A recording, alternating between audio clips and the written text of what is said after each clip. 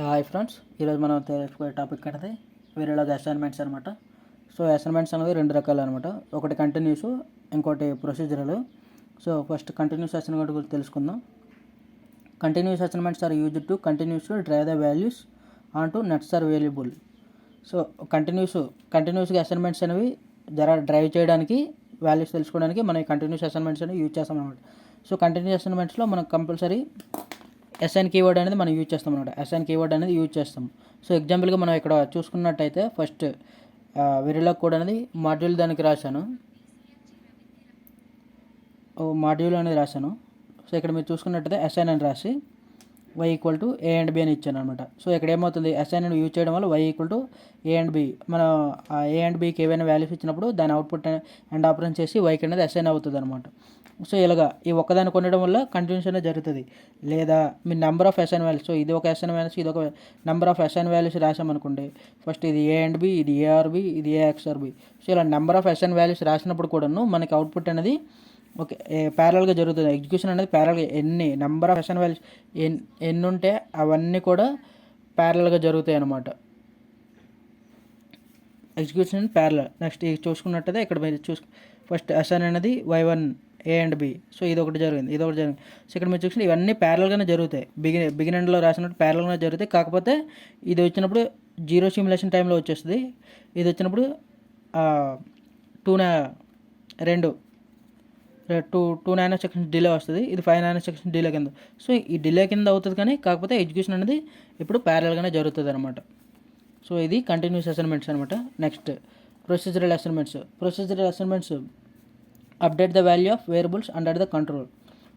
మనం అప్డేట్ చేసినప్పుడు ఒక్కొక్క వాల్యూ అనేది వాల్యూస్ అనేది అసైన్ చేసినప్పుడు ఒక్కొక్కసారి అప్డేట్ అవుతుంది.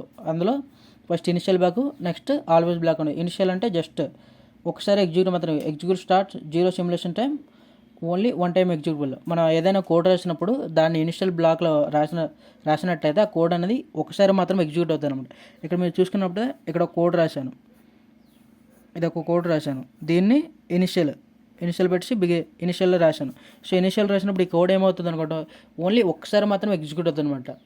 ఓన్లీ ఒకసారి మాత్రం ఈ కోడ్ ఎగ్జిక్యూట్ అవుతుంది. దాన్ని ఇనిషియల్ బ్లాక్ అనమాట. So initial block execute only one time. Next always block అంటే ఏంటి, రిపీటెడ్గా జరుగుతుంది అన్నమాట. ఇది ఒకసారి జరుగుతుంది, ఇది రిపీటెడ్గా జరుగుతుంది. సో ఈ కోడ్ అనేది సేమ్ కోడే. ఇది ఒకసారి రిపీట్లో పెట్టినప్పుడు ఆల్వేస్, ఇది దీన్ని సేమ్ కోడ్ ఇక్కడ రాశాను, కాకపోతే దీన్ని ఆల్వేస్ బ్లాక్ రాశాను. సో ఆల్వేస్ బ్లాక్ ఏమవుతుందంటే వన్స్ ఈ కోడ్ ఇక్కడికి వచ్చిన తర్వాత మళ్ళీ మొదటికి వెళ్తాను అనమాట. సో రిపీట్ కంటిన్యూస్గా లూప్ ఫామ్ అవుతూ ఉంటుంది అనమాట. Repeats continuously through the duration of the simulation time. Execution ఇది కూడా జీరో సిమ్యులేషన్ టైంలో స్టార్ట్ అవుతుంది. సో ఇక్కడ మీరు చూసుకున్నట్టే ఇది జీరో సిమ్యులేషన్ టైంలో స్టార్ట్ అవుతుంది అనమాట. సో ఇప్పుడు మేము చూసుకున్నట్టయితే ఇది ఇనిషియల్కి, ఇది ఆల్వేస్కి ఒక ఎగ్జాంపుల్ చేసుకుని చూద్దాము. సో రెండు ఏ విధంగా కోడ్ రాసినప్పుడు యాక్ట్ అవుతాయి అనేది. ఫస్ట్ ఇనిషియల్గా జీరో సిమ్యులేషన్ టైంలో ఏమవుతుంది, ఏ ఈక్వల్ టు 1 ఉంది. సో మన బి వాల్యూస్ సి వాల్యూస్ ఏవి తీసుకోలేదు కాబట్టి, సో బి అనేది సి వాల్యూస్ డైరెక్ట్గా అవి అన్నోన్ వచ్చేస్తాయి అనమాట. Next two nanoseconds delay దగ్గర ఏమవుతుంది, B equal to A plus 1. మనకి ఏ వాల్యూ ఎంత ఉంది, ఏ వాల్యూ 1 ఉంది. So 1 + 1, so B equal to 2 అవుతుంది అనమాట. సో మనకి ఇక్కడ బి వాల్యూ 2 వచ్చింది అనమాట. నెక్స్ట్ సి దగ్గర సేమ్ 2 నానో సెకండ్స్ దగ్గర ఏమవుతుంది, next C equal to B plus 1. B value ఎంత వచ్చింది, 2 వచ్చింది. 2 + 1 3. సో సి ఈక్వల్ టు 3 వచ్చింది అనమాట. నెక్స్ట్ ఏ లేట్ అవుతుంది, ఇది కూడా 2 నానో, ఎందుకంటే మధ్యలో ఇంకా డిలే లేవు అనమాట. Next A equal to B plus 1. B value ఎంత 2 + 1 ఈక్వల్ టు 3. సో 3 వచ్చింది అనమాట. నెక్స్ట్ ఇక్కడ ఇదేంటి బ్లాకింగ్ అసైన్మెంట్ కాబట్టి, సో E2 + E2 నెక్స్ట్ మొత్తం కలిపి 4 అవుతుంది అనమాట. సో 4 నానో సెకండ్స్ అవుతుంది అనమాట. సో ఈ 4 నానో సెకండ్స్ దగ్గర B equal to B plus 1. మనకి ఇంతకుముందు చూసుకున్నట్టయితే బి వాల్యూ ఎంత వచ్చింది, 2 వచ్చింది. ఆ 2 + 1, సో మనకి బి వాల్యూ కూడా 3 అవుతుంది అనమాట. బి వాల్యూ 3 ఉంది. ఇక్కడ చూసుకున్నట్టే 313. ఇది ఈ కోడ్ అనేది ఒకసారి మాత్రమే ఎగ్జిక్యూట్ అయ్యింది. నెక్స్ట్ ఆల్వేస్ బ్లాక్ చూసుకున్నట్టయితే ఇక్కడ ఏమవుతుందంటే ఫస్ట్ ఇనిషియల్గా 0 నానో సెకండ్స్ దగ్గర ఏ అనేది ఎంత ఉంది, ఏ ఈక్వల్ టు 1 ఉంది. నెక్స్ట్ 2 నానో సెకండ్స్ దగ్గర B equal to A plus 1. మనకి ఏ ఈక్వల్ టు 1 ఉంది కాబట్టి బి ఈక్వల్ టు ఏమవుతుంది, సో ఈ రెండు అన్నోన్. నెక్స్ట్ 2 నానో సెకండ్స్ దగ్గర A equal to first 2 nano దగ్గర B equal to A plus 1. మనకి చూసుకున్నట్టయితే ఏ వాల్యూ 1 ఉంది. So 1 + 1 2. So B value equal to 2. Next C చూసుకున్నట్టయితే B+1, బి వాల్యూ ఎంత మనకి 2, బి వాల్యూ మనకు 2 వచ్చిందనమాట. So 2 + 1, so C = 3. Next A చూసుకున్నట్టయితే ఏ కూడా 2 నానోసెకండ్స్ దగ్గర ఉంది. So A = B+1. మనం ఇక్కడ చూసుకున్నట్టయితే బి ఎంత మనకి 2 అనమాట. 2 + 1 ఏ = 3. ఇక్కడ మీరు 4 నానోసెకండ్స్ చూసుకున్నట్టయితే ఏ = B = B+1. బి ఎంత మనకి ఇక్కడ అప్డేట్ అయింది. సో ఇక్కడ 2 + 1 = B = 3 అవుతుంది అనమాట. ఇక్కడ బి వాల్యూ 3 వచ్చింది. ఇక్కడ మీరు చూసుకున్నట్టయితే సి లేదు, ఏ లేదు.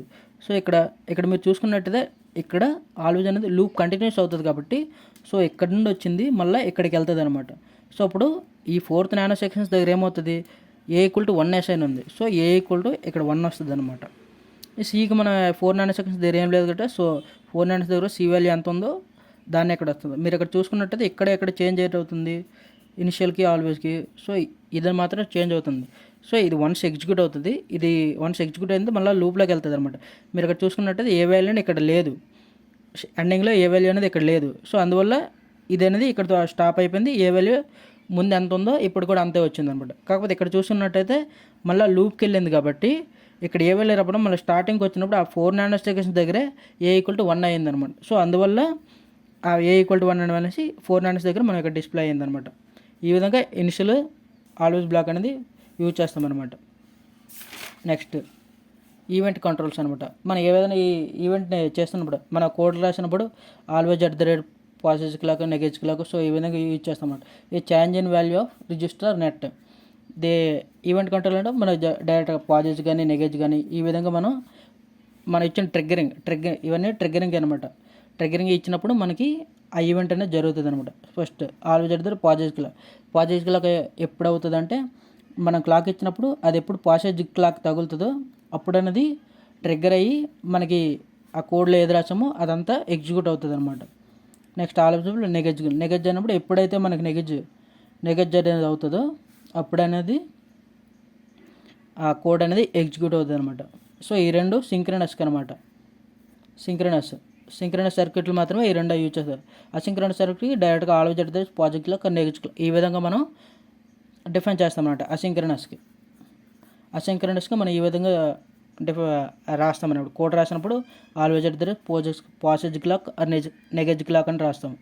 సింక్రనస్లో మనకి ఏదర్ పాజిటివ్ అయినా నెగెటివ్ అయినా, ఎందుకంటే సింక్రనస్లో డైరెక్ట్గా మనం అన్నిటికీ ఒకే క్లాక్ ఇస్తామన్నమాట.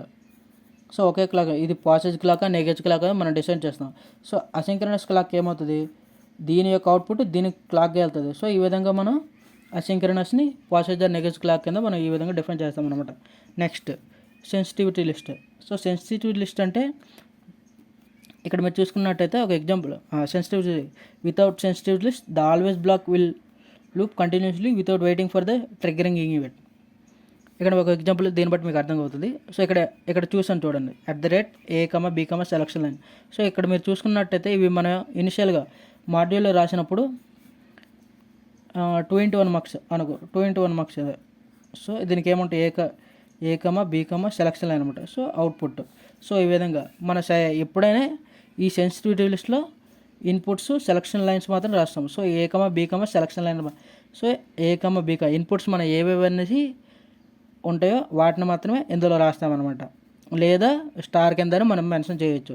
ఇన్ కేసు మనం ఈ సెలక్షన్ లైన్లో సెలక్షన్ తీస్తామనుకుంటాం, ఈ వితౌట్ హ్యావ్ సెట్టింగ్లో ఈ ట్రిగ్గరింగ్ ఈవెంట్. సో లూప్ కంటిన్యూస్గా అయిపోద్ది అనమాట.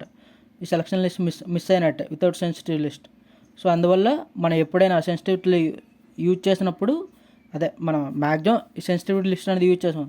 సో అందువల్ల ఇవన్నీ రాసుకున్న బదులు ఓన్లీ ఒక స్టార్ పెట్టుకుంటే మనకి ఈ అవుట్పుట్ అనేది ఈజీగా ఉంటుంది.